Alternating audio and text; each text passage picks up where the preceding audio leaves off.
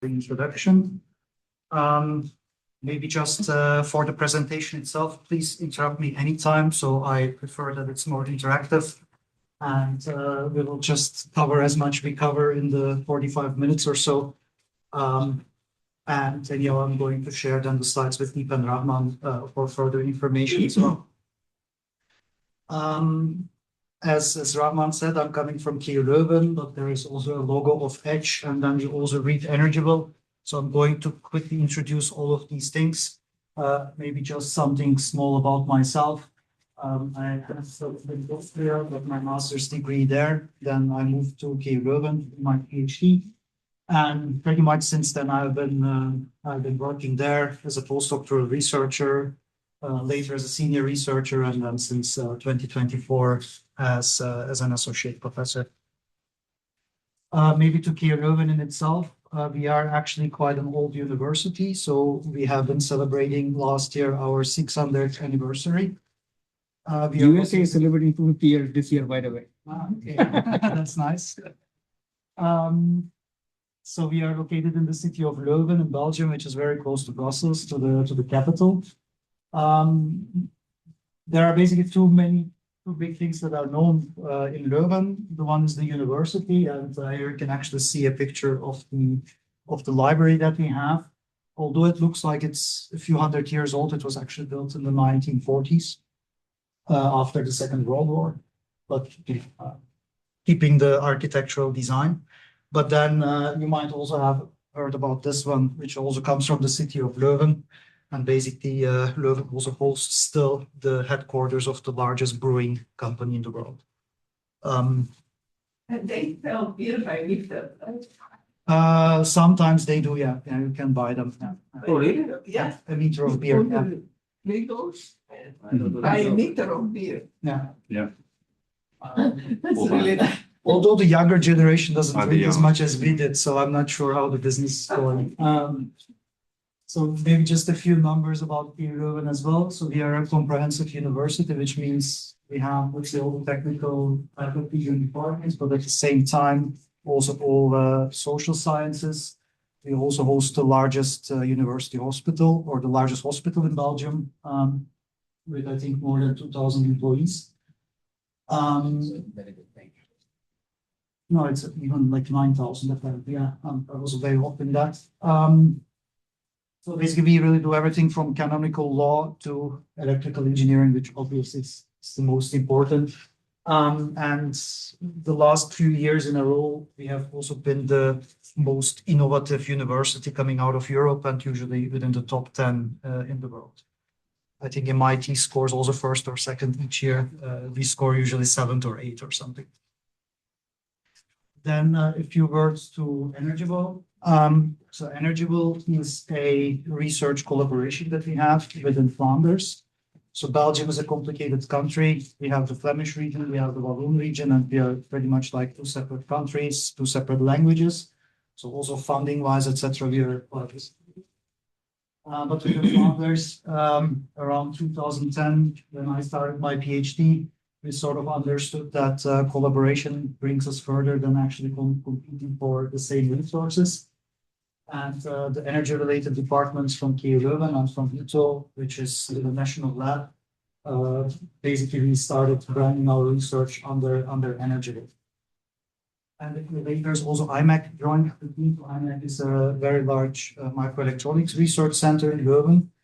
They, in the meanwhile, became, I think, even bigger than KU Leuven in itself, but actually resulted from the microelectronics department. So they also work with basically chip makers in the world together, with Apple's, AMDs, and Intel's, and so on. And they also do a lot of research because they are very close to material sciences on solid-state batteries, and so they also joined Energy. And we are now located in what is called the campus EnergyVille, which is about 80 kilometers. So it's about 50 miles, I guess, from the city of Leuven, where we also have our research facility. And we are located in an old mine site in the city of Genk. So within EnergyVille, we have about 750 people who are affiliated. So everyone works for their own mother institutions. I'm a KU Leuven employee. We have ITO employees, we have IMEC employees, and so on. But then everyone who carries an EnergyVille badge is about 750 people, and basically about 200 of them are doing their PhDs with us. So we focus really on basically, I would say, the whole value chain in the I would say renewable energy or the energy of the future. So basically, battery storage systems, most important electrical networks, and also the coordinator of the research line of electrical networks within EnergyVille. Then there's a large group of people working on buildings and districts, so working on energy management systems, but then also how do you more efficiently organize cities as well. We have a group who works on long-term strategies for markets. So basically, people who work on capacity expansion models, etc., also fall under that group, and we very closely work together with them as well. Then we have power electronics, power to molecules, solar energy systems, limits. Before getting started, I would say that the real part of the presentation, this is a quote that I always like to use. I come across it when I was writing my PhD, and it's from Thomas P. Hughes, who used to be an historian about energy. And it said electric power systems embody the physical, intellectual, and symbolic resources of the society that constructs them. And now we are in a change, I think, as a society, and basically our power grids also need to be able to cope with that and basically reflect what we want to do. So I'm not going to go through all the numbers, but if you have been following, the recent numbers that come from various studies from the International Energy Agency and so on, you can see that the installed capacity for wind and solar PV is going to increase by a factor of 10 until 2050. The second thing is also that basically which is I think good news, is that our final energy demand is going to go down with a third. But the main reason for that is going to be that most of our energy system is going to be electrified, which is of course bad for the grid in itself, because that means that the electricity demand is going to, or is expected to double in Europe by 2050. Some studies say from some system operators a factor of 3, some of them say a factor of 2, but this is basically where we are going. And basically, we are moving towards a more sustainable energy system. And now we are really replacing fossil fuels in transport, heating, and industry wherever it's possible. But then on top of that, we also need to add all that additional generation. And that really comes at a cost. Last December, the European Union published their grids package, in which they are stating that you're expecting about 300 to 450 gigawatts of offshore wind. On top of that, another 500 gigawatts of onshore wind and almost 1.5 terawatts of solar PV that is still going to enter the system. And that really results in very large grid investments that we need. So about 1.2 trillion euros that are needed by 2040 already, and about 1/3 of that is going to fall on the transmission grid, and about 730 billion will fall on the distribution. So what are the challenges on the transmission system? We are going to need all these high power lines, basically, that will carry at the end the offshore wind towards the continent. If you just start from a scenario of 200 gigawatts of extra offshore wind in Europe, and we assume 5 gigawatt links, which we don't have today. The standard for an HVDC link is about 2 gigawatts at the moment. You could get a solution like this, where you end up having a lot of point-to-point links connecting offshore wind farms to the system. Then you have the same story in the Baltic Sea, the same story in the Irish Seas, and we believe that we are going to move towards a more meshed DC system that is basically going to connect the whole European North Sea and Baltic Sea area together. But the mission doesn't stop there, because not everyone lives at the coast. So we still like to drive our BMWs, which are produced in Munich, So basically, the power also needs to flow from north to south at the end of the day, which again results in a lot of transmission needs that we have at the moment. And this comes then with the challenges now that we have to tackle, and that's basically where our research starts from. The very first one is the change in the system characteristics, because most of the new generation capacity is going to be very low inertia. So that is going to mean that the stability behavior of the system is going to be completely different. But on top of that, in order to get all these transmission investments realized, we will also have to go more and more underground because people simply don't want to have overhead lines. And if we are talking about links of several gigawatts with overhead towers, this is not going to be acceptable. At the moment, the average construction time is more than 10 years in Europe for an overhead line. And if we are talking about several hundred gigawatts, this is not sustainable in terms of building. And that is also going to result in situations where basically the impedance characteristic of the entire system is changing. Because if you look today, the whole system is being operated in a resistive inductive way. And now we're going to get way more capacitances in there, resonances, and so on. The second one is obviously how to deal with all the uncertainty. So there I don't really need to go too much into the details.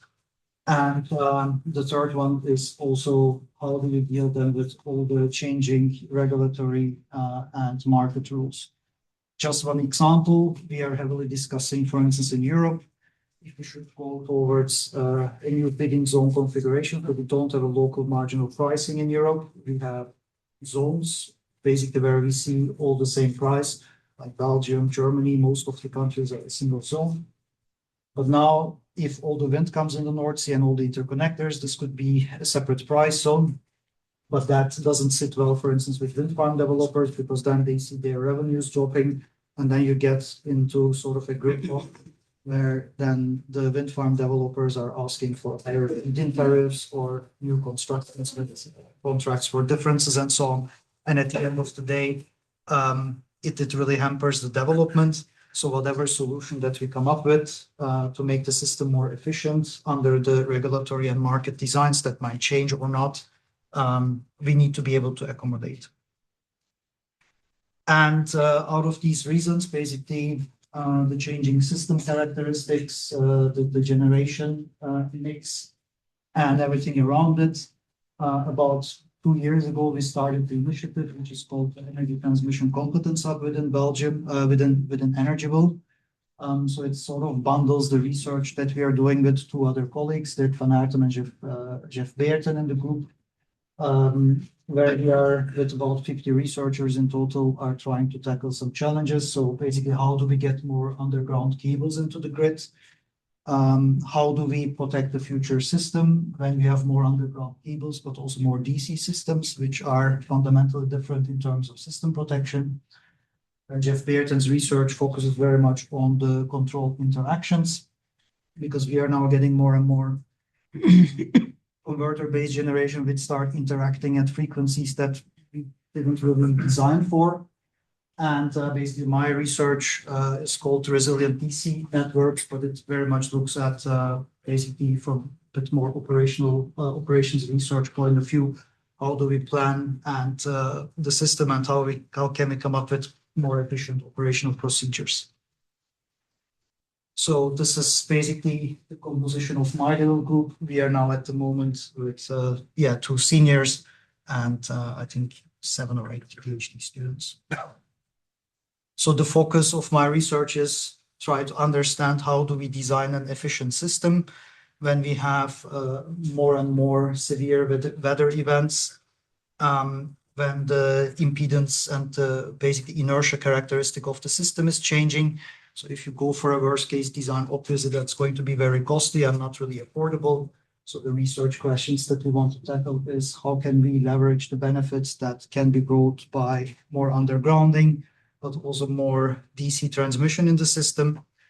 And also importantly, basically, how do we quantify these things in a transparent way? Because we also see now a lot that the transmission system operators, who basically are also in charge of building the system, are getting more and more under scrutiny because the regulators say, yeah, you're overinvesting, you're trying to increase your regulated asset base for which you're basically booking the profits. So the more transparent the whole planning becomes, the better it's going to be. And the second one is basically how do we then operate such, I would say, multinational large systems with a lot of flexibility in them. And this basically brings in the decision support tools. And what we then really do in the long run is, so to say, to automate the grid operation, because nowadays still a lot of the redispatching actions for congestion management is being done basically by the grid operator based on some experiences. However, this is not sustainable. So when you talk to system operators, they really have a very hard time actually finding people who want to work in the dispatch because it becomes a very, very stressful job. So what we need to do is to get that system operator or to that system planner out of the loop and then make the person a supervisor of a decision support platform, which gives some high-level parameters to operate, but then lower-level decisions are taken by the optimizer. And if you do so, what you need to understand is, of course, you can use a lot of techno-economic optimization for these things, but then you are really missing a lot of the constraints that basically relate to the dynamics of the system or phenomena that have not been there before we had all the IPR. So some part of the research is also looking at how do we actually bring more of these dynamic constraints into these kind of optimization models such that we can, move towards higher quality decisions. Basically, one of the tools that we are using with that, and this actually started from a collaboration with Los Alamos that we had, I think, back in 2017 or so, where we first started experimenting with power models.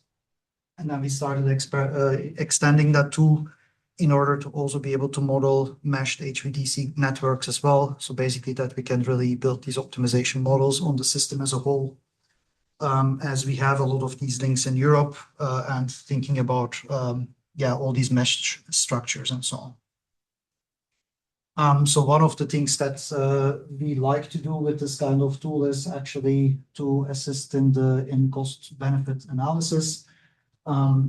Because basically we can really use any type of linear or nonlinear formulations now in the tool. It allows us to do cost benefit analysis, I don't know, for reactive power devices, for compensation devices, or basically, new types of interconnectors that might happen between different countries and so on. And we also then basically curate a larger model of the European power system that actually allows us to do these kind of studies under future scenarios. So in Europe, we have the European Network of Transmission System Operators, the ENSO-E, which basically every second year builds the TYNDP, which stands for the 10-year Network Development Plan. And for that, always the scenario data sets are published until 2050. So basically, we then take these scenario data sets and then can assess the different investments, but then also understand if you would have different investments, how would they compare. So I will now try to go a little bit more into detail, but not too much. So if you're interested, we can definitely follow up after the presentation as well. So one of the things that we have been looking at in a PhD that is going to defend, I think, in a few weeks, is how can we do congestion management in a better way. What you can see here is two cost graphics. One of them is the cost of balancing for the European countries, and I think these figures are from 2024 indeed. So balancing just means, okay, the day-ahead market clears, and then in real time we have all these differences that come from the forecasters, from generation and demand. And this is basically the portion that then the system operators have to find on the market in order to deal with that. And on top of that, we have also congestion management costs, which basically means all the redispatch that we need to do in order to ensure N-1 security. So that's €1 million per year. This is $1,200 million. exactly, yeah. So That's huge. that is huge, yeah. So it's about 14 billion euros a year, which relates to balancing and also in the US, the numbers are not that different, I think, because the system size is rather comparable to the whole of Europe and the US. And I don't have the exact numbers in my head, but I think it's also about $10 billion a year, which is relating to congestion management and balancing.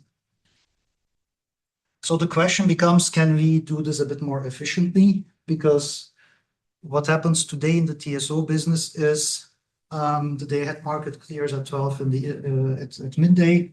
Then you start doing your security assessment, which usually takes until the evening, and then you come up with all the redispatch decisions. You tell generators to go up and down in order to make sure that tomorrow you're going to be at -1 secure. But when you're doing this, then most of the time you cannot accommodate a lot of uncertainty. So what will happen is you will most probably track the expected value of your forecasts and then do your M-1 calculation based on Just that. a little technical question. This congestion management is just thermal or both voltage and thermal? It's both voltage and thermal. And which one is more expensive? You don't know. I don't know. And I'm not even sure if the system operators know. Yes. Okay. Can I ask who pays for it? At the end of the day, the first TSO pays and then it comes into your tariffs. Yeah, customers. No, but it is no. But, sorry, let me be more precise. Like here we have LMPs and it gets on top and all of that. Here, how is that? Like, how is the arithmetic done for allocation of who pays for what? Is it all like based on average load and all of that, or I think it's peak load. even there it is peak Yeah, I load? think Okay. it's peak load. Yeah. I think so too, yeah. Yeah. The last I've seen it. Yeah. It's still peak. So there is indeed something based on the peak load and some portion that goes to industrial customers, and then households are usually kept a bit Okay, similar to more here. sterile. Yeah. So what we actually wanted to do is to understand if we can improve that process. So what we did there was to already account for a larger uncertainty space that comes from the balancing and try to embed that already in the redispatch decisions. So for that, basically what we did was to work with polynomial chaos expansion in order to basically take all the forecasts, the forecast errors, and then fit them as polynomials through the power flow equations, and then basically come up with this nonlinear optimization that is going to have a better representation of the tail events that you have. Because if the forecast goes into your favor, then you can actually save a lot of redispatch cost, or the other way around, you might actually take a more conservative approach in day ahead when you know that you're going to have large balancing costs. So basically try to really have something that does this security constraint, optimal power flow, more uncertainty aware. Because also at the end, yeah, this is a figure that comes from the thesis, is where we can see how the balancing cost is going to be with respect to the probability density of the forecast error. So sometimes you're going to have a larger errors, and that's going to give you a larger range of the balancing risk. And of course, there's also a component that basically goes with the amount of risk that you want to take. So if you're extremely risk averse, where you would have the gray curve, then you're going to limit yourself to a short or a very, how should I say, narrow range where you want to do balancing because you don't want to pay too much for it. And if you're more a risk taker, then you will use the whole uncertainty range. So what we then tried to do in there was basically to understand if you would do it the same way as a system operator does, decouple these two processes, and then basically work with an expected value of the forecast errors versus where we can embed the uncertainty into the decision-making process, how much we would have actually saved. So we have done this calculation for the Belgian system, and then we could see that on average per month, we could actually save about, average is around 10% of the redispatch cost that one can save. This Question. Is Sorry, it- you know go what? ahead.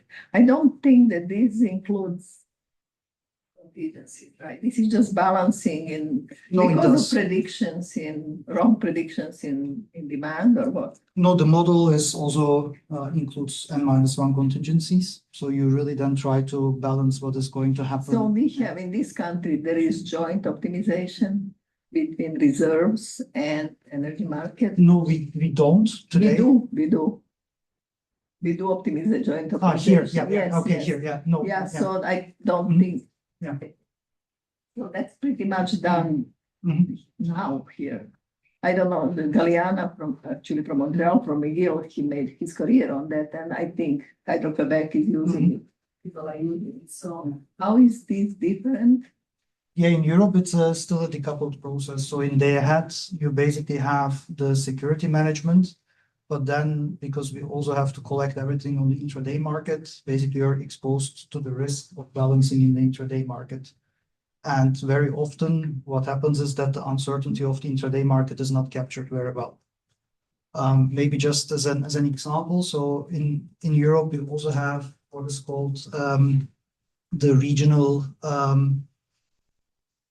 security coordinators. So these are basically companies. We have two of them, which run a large security constraint optimization model for continental scale, basically where they get the market from all the TSOs, and then they try to make sure that whatever action can be taken by a system operator is not going to cause any problems in the other network.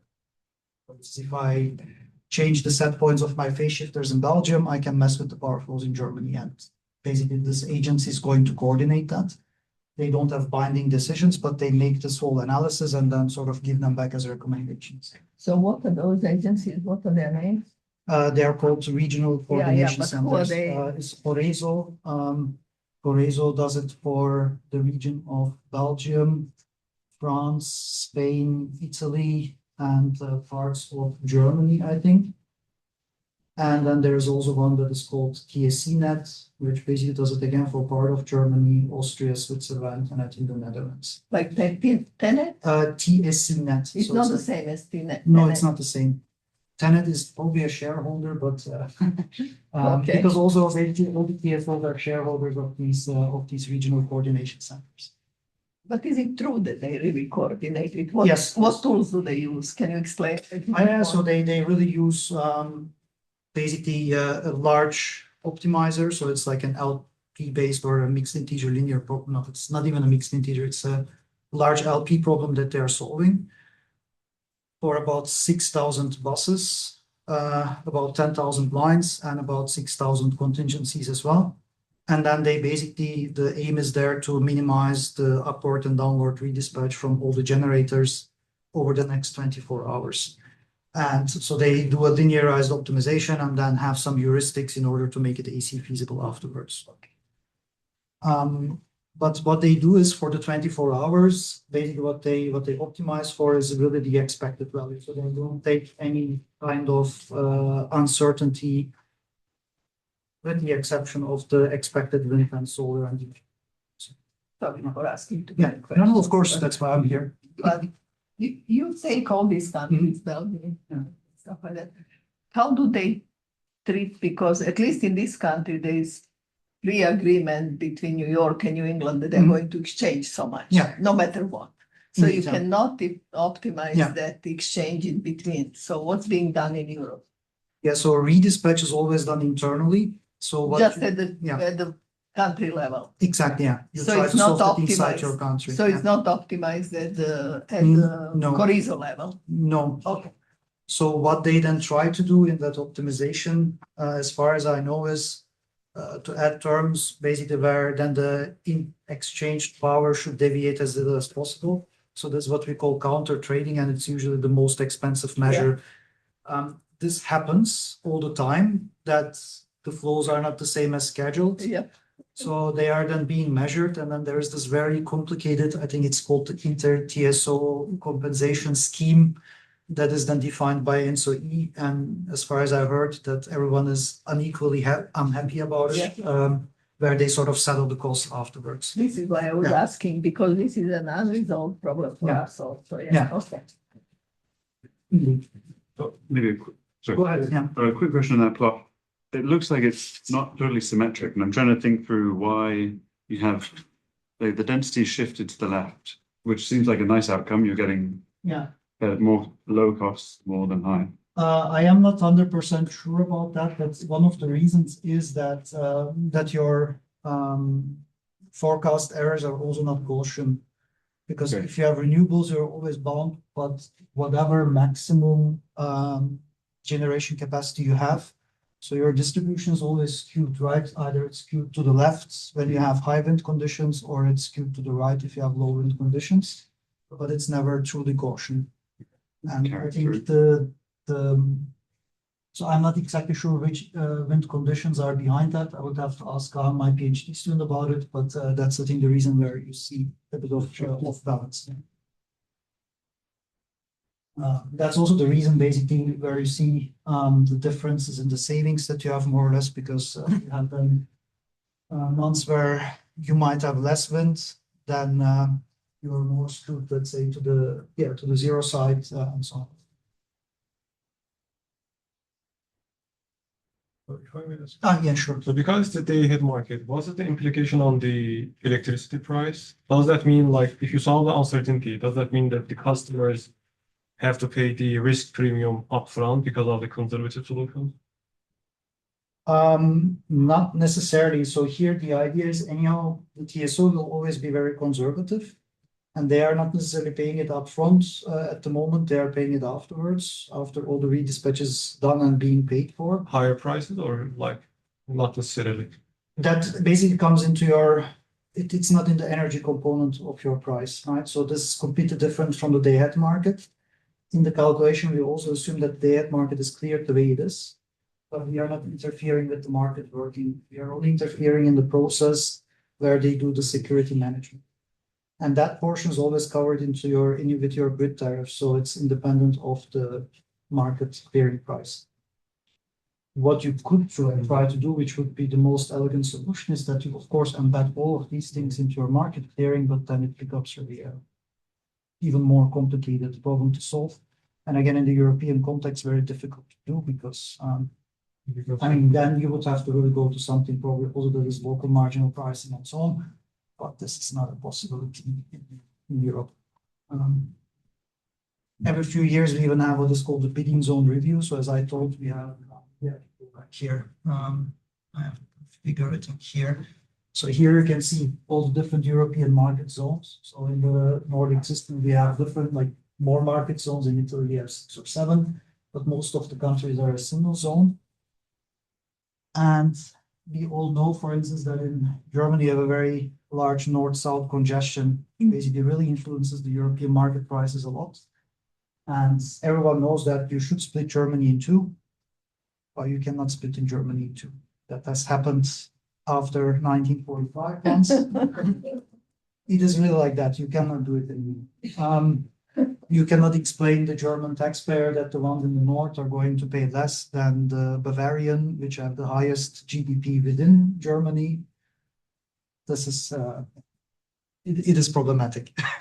It's more a political thing than something technical. I guess again, nothing too much, but we've had this, we call it Sims problem between New England and New York. And there is a mechanism by which, you know, you have cheaper power here, you have more expensive power here, and there is still exchange. But at the end, there is a settlement that compensates the cheap power for serving the more expensive customers and so forth. So there is a settlement where everybody wins at the balancing level, but not individual generators. And what has happened in this country is not between, you know, two Germanies, but it's between generators. There are some losers and winners.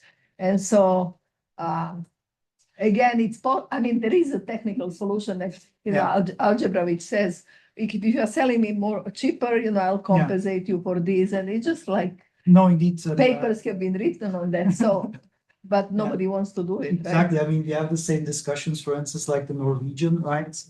because there are connections to Germany and Norwegian. I mean, you have almost 100% hydro, right? It's 99%. Because they're exporting a lot to Germany, the prices between Germany and Norway are converging more and more. So it gets more expensive in Norway as well, to consume electricity. But of course, like the Norwegian company, right? What is that? Statkraft, who operates the hydropower plants, is earning obviously extraordinary amounts of money. And as long as you can distribute that back to your own consumers, you should be fine, because that's sort of your, producer surplus that gets bigger, but your consumer surplus is getting less because the prices are converging. And at the end of the day, it's sort of, can you put the mechanisms in place to distribute the benefits among your own population or not? That's usually where then the core of the problem lies. If there's willingness to do it. But in academic sense, that problem has been tackled. Of course, their papers. It's just that they don't want to resolve. Indeed, yeah. But then for us, basically, we have to then live with these limitations, because whatever setup that we can come up with, we cannot break that political will, right? Because whatever solution that we are going to propose is not going to work. That's the unfortunate thing. Yeah. I also have a question. So in the last slide, I remember at the beginning of the talk, you mentioned about the stability and the inertia type of issues. So are there also explicitly modeled as a constraints in this framework, or? Not in this particular, but I'm going to come to that one. Okay. Yeah. So maybe just a very quick one. One of the PhD students, Giacomo, who is also going to defend soon, with him we have also been working on topological actions as well, because again the redispatch costs are quite high in Europe, and if you can actually do them with changing the topology of your grids, then you can actually minimize your redispatch costs. So we have been experimenting a little bit which basic power flow formulations would allow you to represent these actions better as a mixed integer problem, while still being AC feasible most of the time. So in that sense, we have then built these models where you can then do the actions both on the AC and the DC side, both I would say for line switching, but then also for substation reconfiguration. Can I ask a question? Like when you put AC DC together, right? At least in the steady state analysis, what additional constraints come, or what are additional contingencies after you model? A few. I'm going to come back to it later as well. I mean, the first of all is, of course, all the typical n-1s that you have on the branches. And the AC and the DC, I'm guessing, is connected to two ACs, right? Yeah, The other one is most of the time. Yeah. Although we have also embedded DC links, which can be in the same system, like inside Germany itself as well. Okay. But if you are also between two separate frequency zones, then what you also need to comply with is your loss of in-feed constraints. So for continental Europe, that's 3 gigawatt. For UK, it's 1.8. For the Nordic system, it's 1.4. So whatever n-1 that you have should not lose you more than that amount of power. So you also get these constraints on top. And you also have to be careful. I did not have these slides, but we also wrote a paper about that 2 years ago. If you have a mesh structure like this, then your converters are also going to operate in different grid controlling modes. So either they're going to fix the power or the voltage, or they're going to work in some sort of a droop, because the equivalent of the frequency in the AC system is the voltage in the DC grid. So you will get some sort of a power voltage droop. And if you account then for the n-1s, then you also need to make sure that you model that correctly. So because otherwise the power electronics, you can never overload. You can overload them for 2 seconds and then you're done. So basically whatever you do is you need to reserve enough headroom on converters to provide that droop response. So you have to bring that into the scheduling as well. Another type of analysis that we have done is a project that we are doing together with, so Giacomo's work is also together with the Belgian system operator. And also this one we are doing with the Belgian system operator, but also BASF, which is one of the largest chemical companies in the world, and one of the biggest sites they have is in Antwerp. Because they also have to electrify their consumption entirely.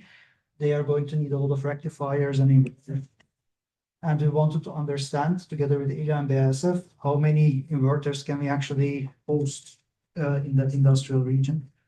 Because this is really a very large cluster of petrochemical industry, which is which consumes a lot of the peak power of Belgium at one site, and BASF itself is, I think, consuming 2% of Belgium's entire energy. So what we wanted to understand is, can we actually calculate the hosting capacity for inverters? So what we did there was to formulate that problem as an injection maximization problem, basically where in each node we allow for a variety of harmonic injections up to the 50th. And then basically we have a harmonic optimal power flow model, which models the power flows at every harmonic. And on top of that, adds all the total harmonic distortion constraints and also the RMS values that you're not allowed to violate.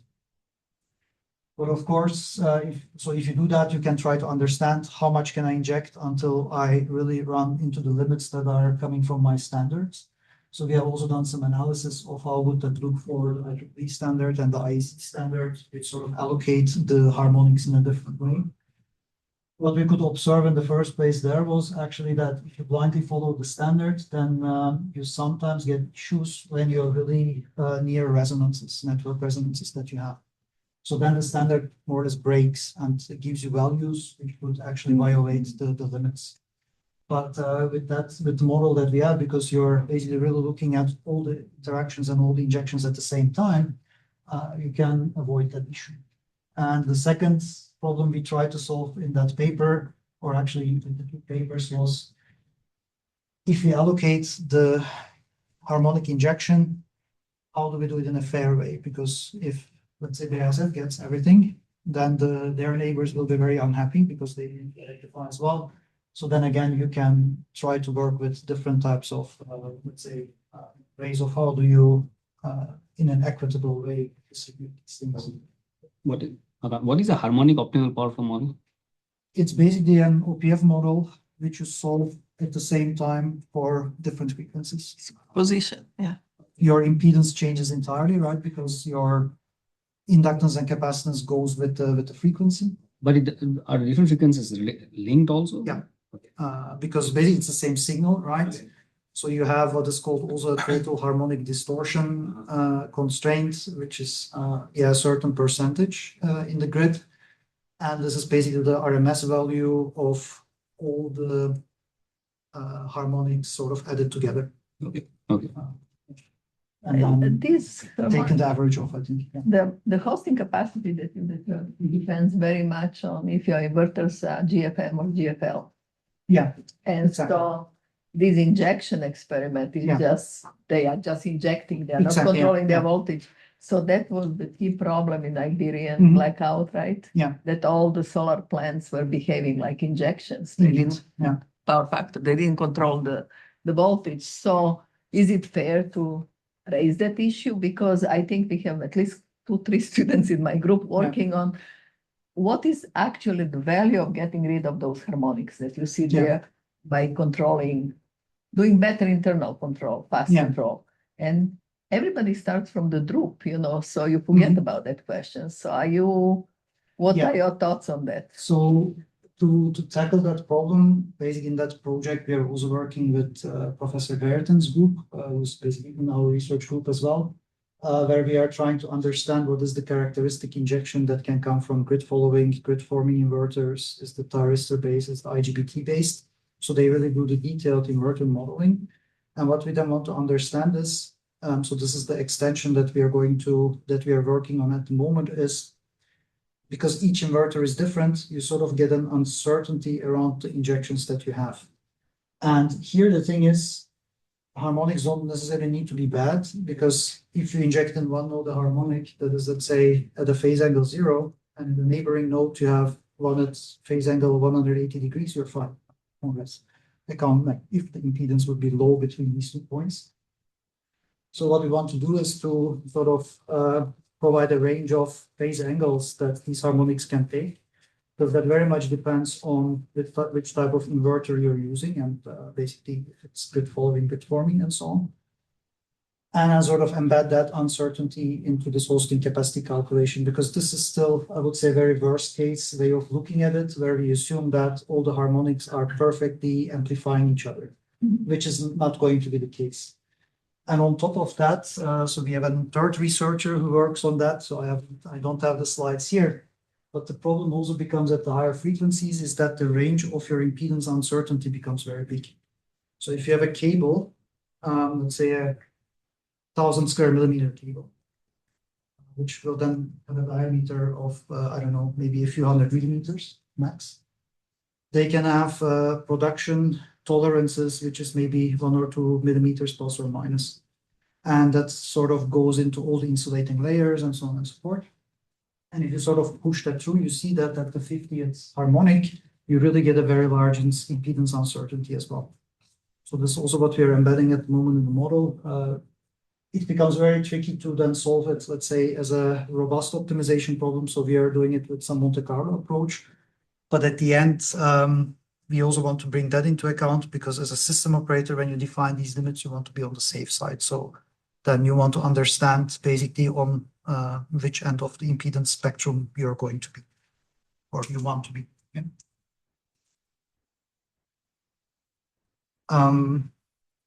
So I'm maybe going to quickly rush through it because we are sort of getting out of time. One of the projects that I'm very proud of is just a name. It stands for DC Prosecco. So it's a Horizon Europe project that we are doing with different system operators and universities together. Prosecco stands for Protection, Security, Control, and Optimization of DC Grids.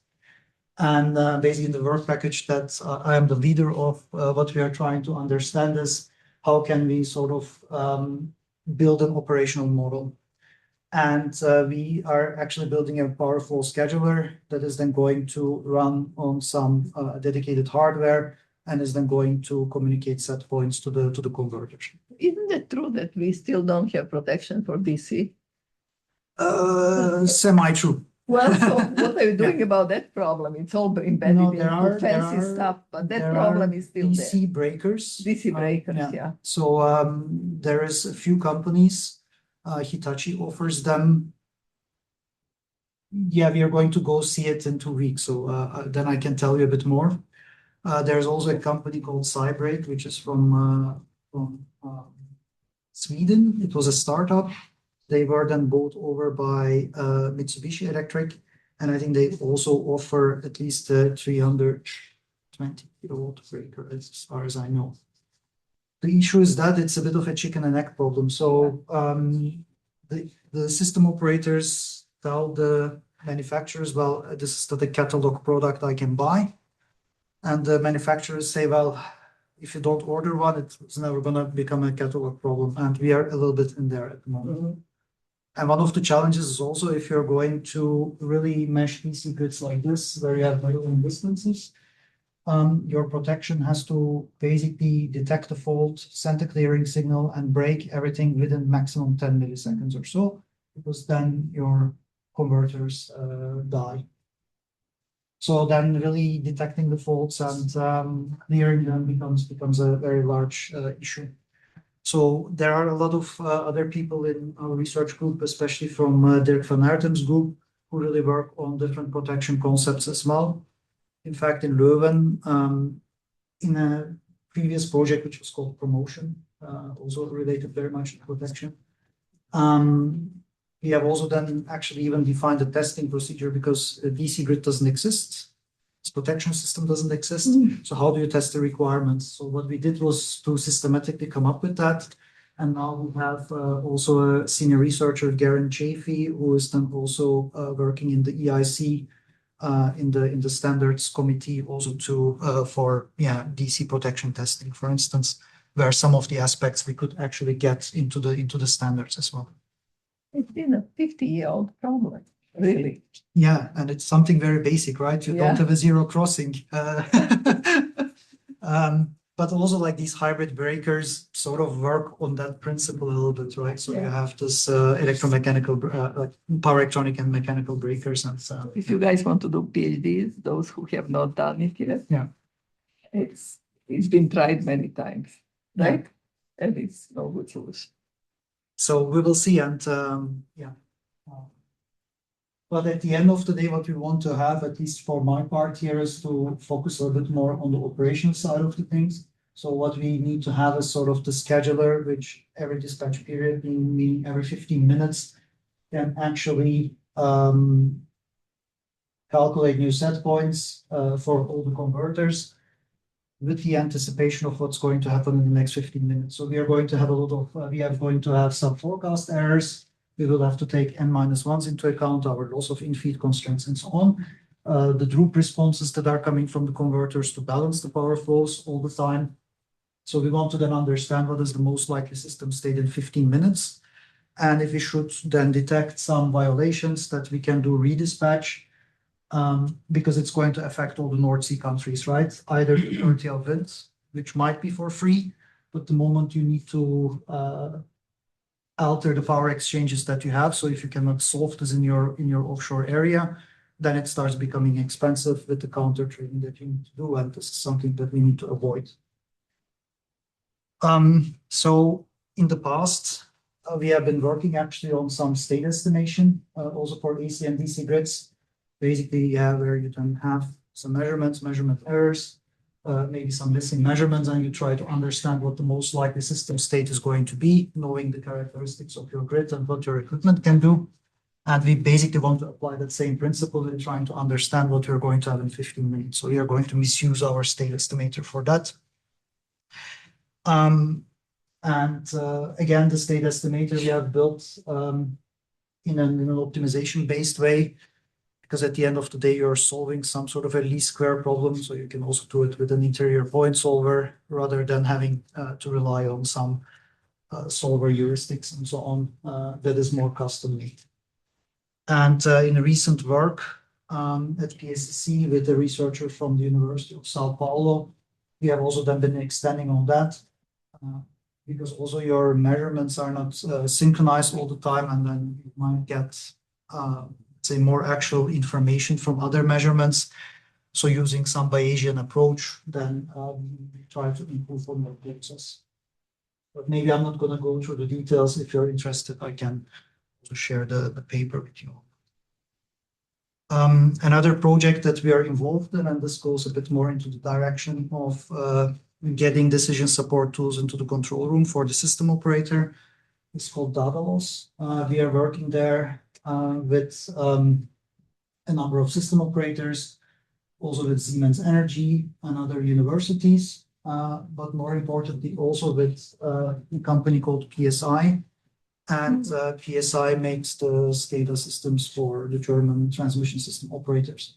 So they are also going to have a demonstrator, basically where these optimization tools are going to communicate with the SCADA system, sort of like external apps, get measurements from there, take the decisions and feed them back into the system. Obviously, we won't be able to test them on a real grid, but for that purpose, then we have demos in the labs of UBC in Barcelona and RWTH in Germany, where then we have the large real-time simulators where we can simulate the system and also couple it to the SCADA, to sort of emulate the grid. In that project, it's a European project, so it's the tasks that we have are a little bit scattered.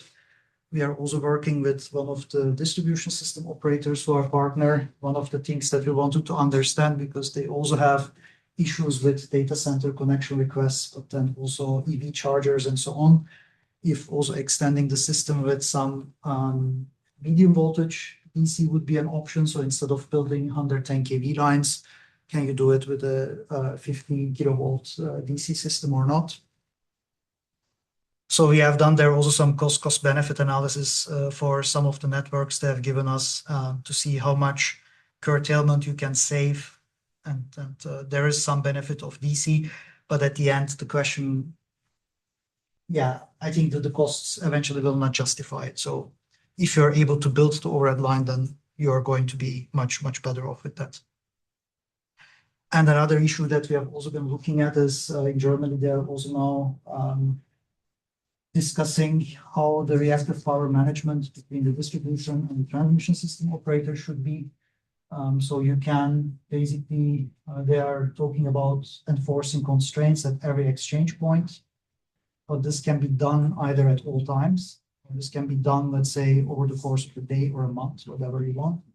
But it might also be if you have buses or substations that are close to each other that you enforce that constraints basically on a region other than at every exchange point with the system operator if the electrical distance is low.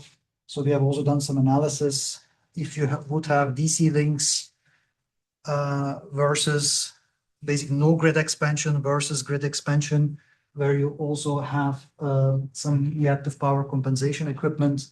Basically, for which of the potential scenarios would you be okay from the distribution system operator point of view? So could you fulfill all the requirements that are coming from the transmission side?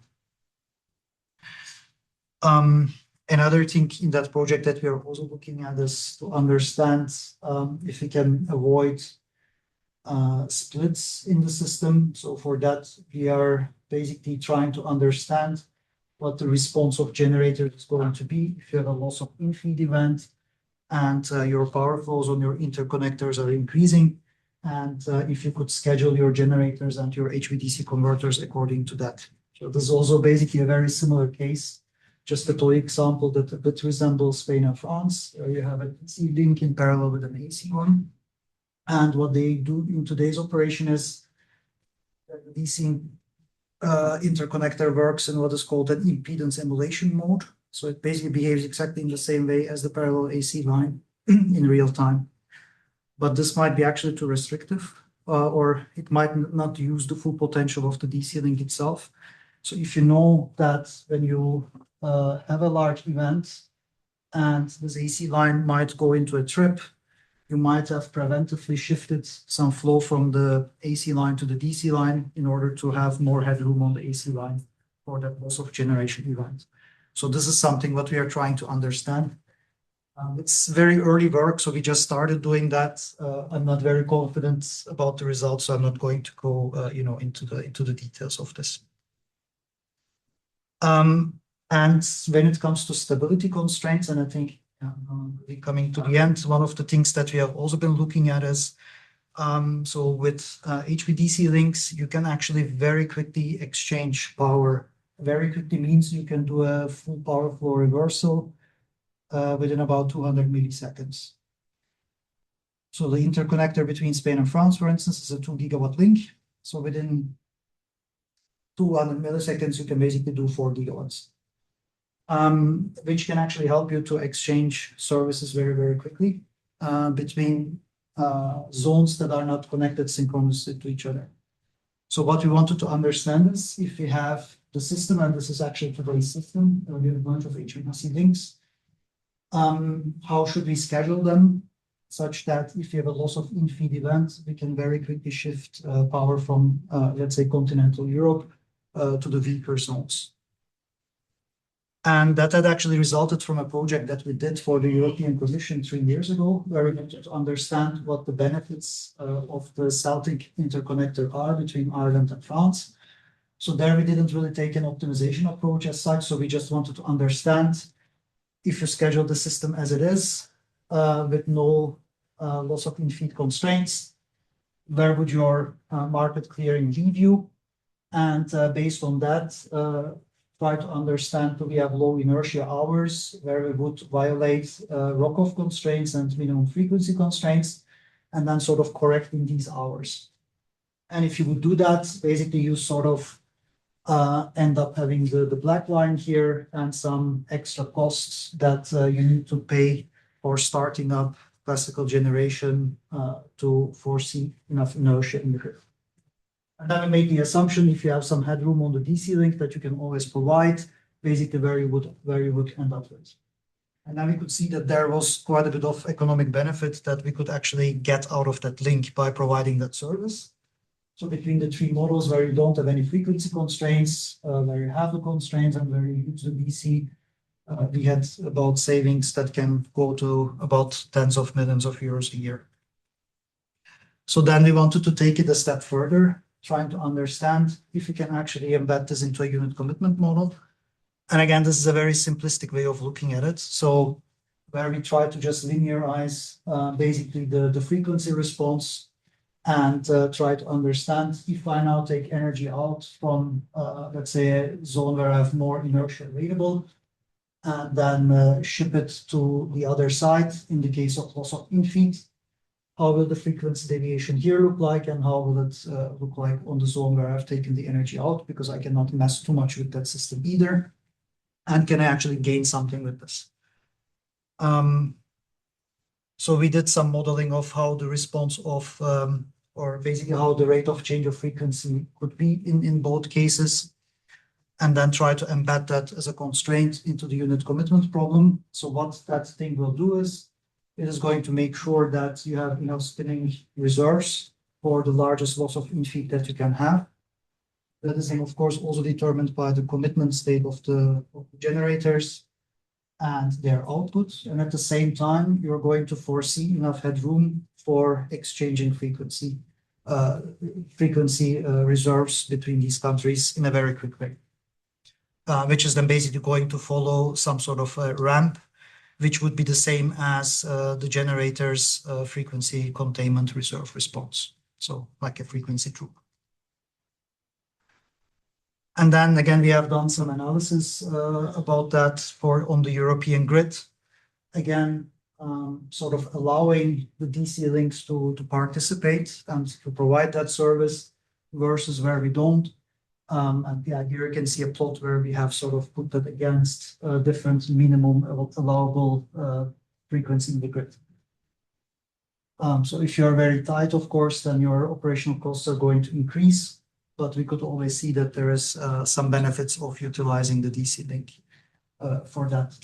And the nice thing is also that you can accommodate larger losses of in-feed in the grid.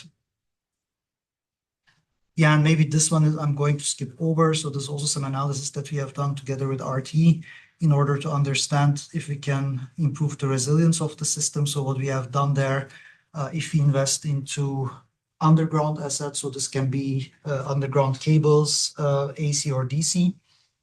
So we have modeled an actual storm, but we didn't have the real French grid, so we did it on a IEEE system. And we wanted to understand what the loss of served load could be if you have the storm event sort of disconnecting many of your overhead lines, and sort of put that against the different investments that one can have in AC or DC underground cables. And obviously, if you're going underground, it does help you, right? Because these are not exposed to wind events and so on. But what was a nice thing to see is also, even if you have an overhead line in DC, that basically you can still get some benefits, because if that line collapses, you can still use your converters as statcoms, and you can still have more control, especially if you have then stressed grid conditions. That is going to help you at least to preserve some of the load. So just maybe to conclude, we have been looking a lot into what I would call multinational mesh HVDC grids, and we still expect that it's going to become a reality in Europe. But then it becomes a very interesting problem in how to coordinate this from the security point of view, from the market point of view, and so on.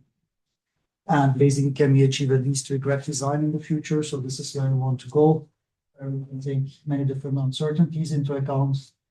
And as said in the beginning, we are really trying to bring more constraints of stability and protection, the whole optimization problem, in order to find better solutions at the end. And I want to sort of stop with the way I started.